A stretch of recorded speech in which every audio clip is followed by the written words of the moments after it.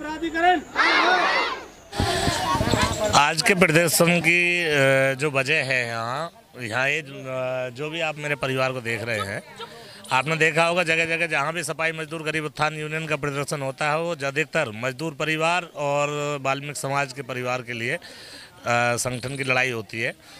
यहाँ करीब नोएडा प्राधिकरण में जो कार्यरत कर्मचारी हैं उनमें से 80% लोग इस कॉलोनी में रहते हैं। ये जे कॉलोनी सेक्टर 78 है।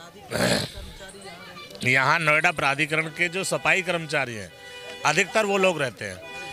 अच्छा, इन लोगों को यहाँ रहते हुए लगभग 20 वर्ष हो चुके हैं। इनके लिए जो मूलभूत सुविधा उपलब्ध कराई जाए उसे तो आप देख ही रहे हो कॉलोनी के हालात कैसे हैं कि मूलभूत सुविधा के नाम पे तो सब कुछ जीरो है ही है। ये लोग एक टेम्परेरी व्यवस्था में लाइट जैसे भी इन्हें लगा के जी रहे थे। नोएडा प्राधिकरण ने अपनी एक शक्ति दिखाई और उस शक्ति के माध्यम से इनकी लाइट और पिछले 15 दिन से काट दी गई है।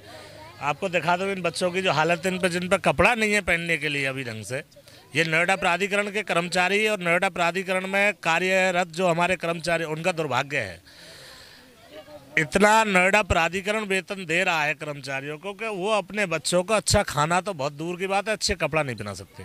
तो ऐसी गर्मी में क्या व्यवस्था ये लोग बनाएंगे कि जो अपने बच्चों को जिंदा रख सके नोएडा प्राधिकरण के जो कर्मचारी हैं।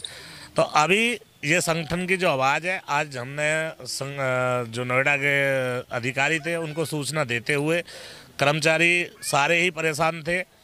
जो वाल्मीकि समाज के लोग यहाँ रहते हैं वो सब परेशान थे, बहुत बुरी स्थिति थी इन लोगों की।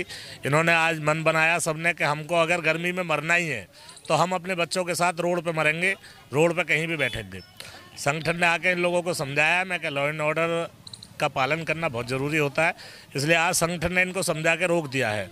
पर आने वाले समय में मैं ये बता दूँ, सोमवार में लिखित रूप में मैं आज अभी यहाँ के जो सिस्टम है जैसे कि डीएम साहब हो गए, एसडीएम साहब हो गए, सिटी मजिस्ट्रेट हो गए, विद्युत विभाग के अधिकारी हो गए, इन सबको एक सूचना के माध्यम से आज सूचना दी जा रही है।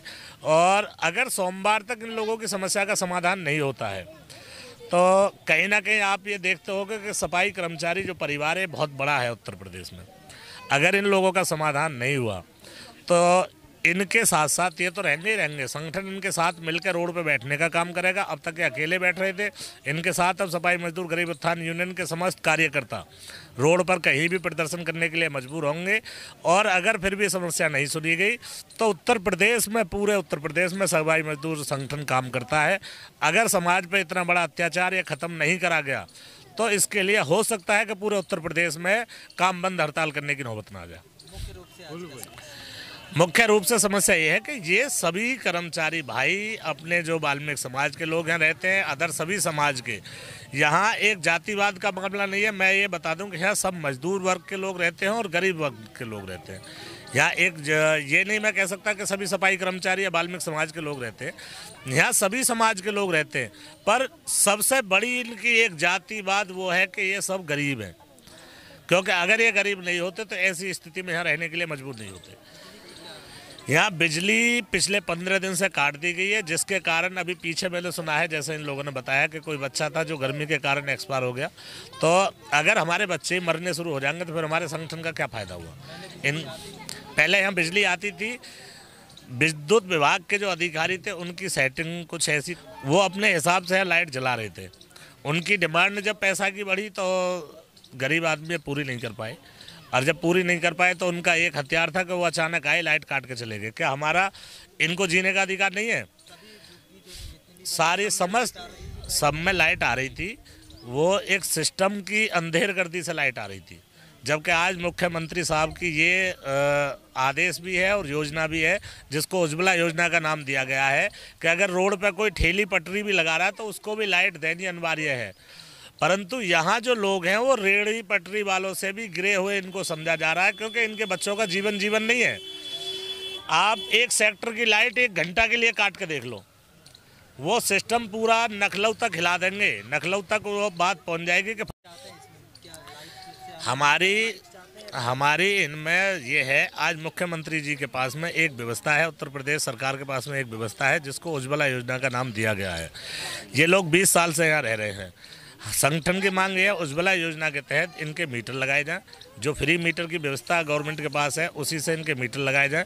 हम इनके सर पे होकर 11,000 लाइट जा रही है, या बहुत बड़ी कोई गवर्नमेंट का या किसी भी विद्युत विभाग के अधिकारी का खर्चा नहीं है।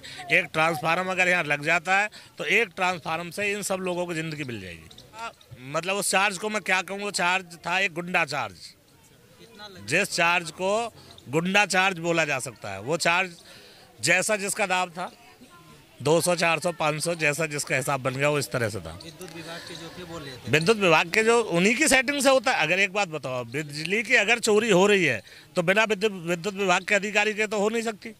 कहीं ना कहीं तो कुछ ना कुछ विद्युत विभाग के अधिकारों की सेटिंग भी होगी, जब तो ये चोरी हो रही थी। से जलाना चाहते हैं या कनेक्शन लेना? हम जीना चाहते हैं। मैं इन सब कॉलोनी वासियों की तरफ से ये कहना चाहता हूँ, हम सम्मान से जीना चाहते हैं, हम चोरी नहीं चाहते। हम ये चाहते हैं कि हमारे सबके घर में मीटर लगा दिए जाए, चाहे भले ही वो टेम्परेरी मीटर की व्यवस्था कराई जाए, परंतु उससे हमारा सम्मान भी बना रहेगा, हमारा स्वाभिमान बना रहेगा, और हमारे यहाँ जो आए दिन की समस्या है लाइट काटने की वो खत्म हो जाएगी।